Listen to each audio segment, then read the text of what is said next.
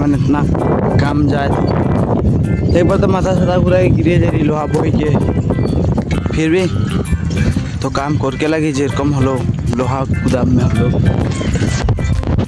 कर उपाय नहीं कि पैसा तो जरूरत है यार जितना भी काम कर एक दिन के बाद कोनो तो हो गया है धूप पानी है पुनः हानि देखना है पहले आदिवासी इला काम के ऊपर काम लगे अंदर के जी बोल ना बोल लेकिन मुझे बागान में काम करे पसंद ना लगे तो इधर अंदर टेंगरा ऑफिस लगे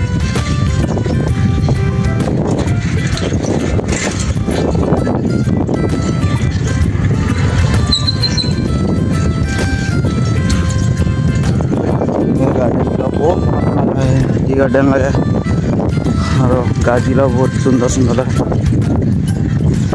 किरको लगी बोलते ब्लॉग में छोटो मोटो मिनी ब्लॉग लगे ना तो इंस्टाग्राम में छोड़े खाते तो तोदेर के बताते ही किरकम लगी बोलते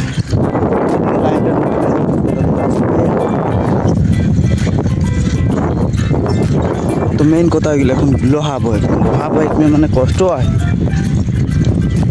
तो कि करबे ठंडा दिनों ठंडाई लगेला गरम दिनों गरम तो लगबे कर जेरको हलो